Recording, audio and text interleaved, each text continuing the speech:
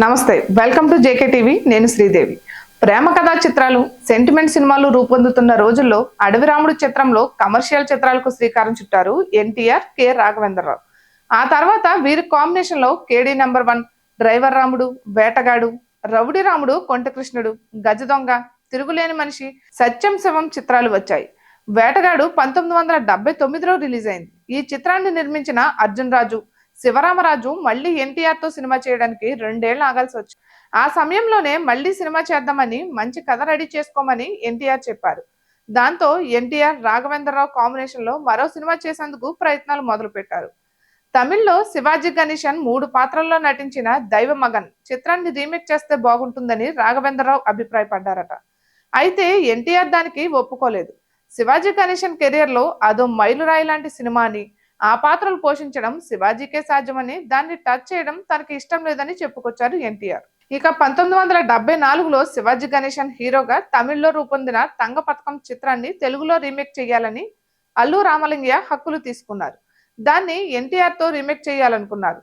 కానీ దానికి శివాజీ గణేశన్ ఒప్పుకోలేదు. తంగ పథకం చిత్రాన్ని బంగారు పథకం పేరుతో డబ్ చేయించారు.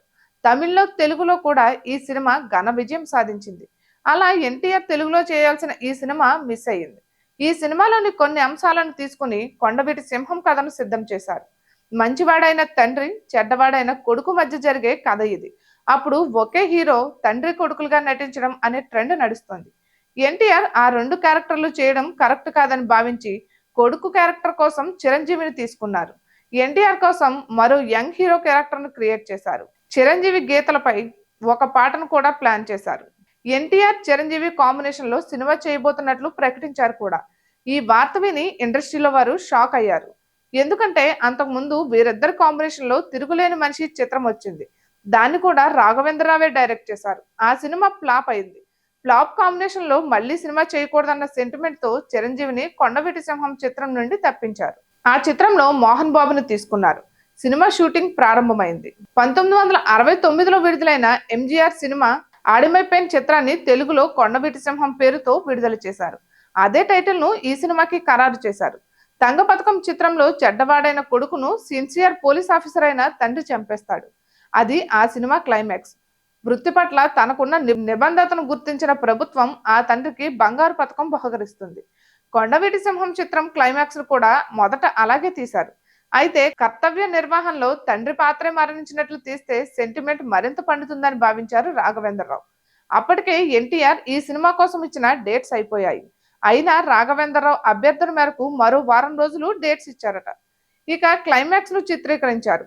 అయిపోయిన సినిమాని మళ్లీ షూట్ చేస్తున్నారని తెలియడంతో ఇండస్ట్రీలో అనుమానాలు మొదలయ్యాయి. సినిమా బాగా రాకపోవడం వల్లే రీషూట్ చేశారని ప్రచారం జరిగింది. ఈ సినిమాను 1981లో అక్టోబర్ 7న విడుదల చేశారు. అందరి అనుమానాల్ని పక్కన పెడుతూ సినిమా ఘన విజయం సాధించింది. అడవి రాముడు 50 రోజులకు గాను 81 లక్షలు వసూలు చేసి రికార్డు సృష్టించింది. వేటగాడు 50 రోజులకు గాను 96 లక్షలు కలెక్ట్ చేసింది. కొండవీటి సింహం 1,25,00,000 రూపాయలు వసూలు చేసి అంతకు ముందు రికార్డులను క్రాస్ చేసింది. అప్పటికి అది ఇండస్ట్రీ రికార్డు. ఇక ఈ వీడియో మీకు నచ్చినట్లయితే లైక్ చేయండి, షేర్ చేయండి, జేకే టీవీని సబ్స్క్రైబ్ చేసుకోండి. Hi guys, subscribe to JKTV. Subscribe to JKTV. Please subscribe to JKTV. Subscribe to JKTV. Hi, Andarki Namaskaram. Please subscribe JKTV. Andarki Namaskaram. Please like, share and subscribe JK.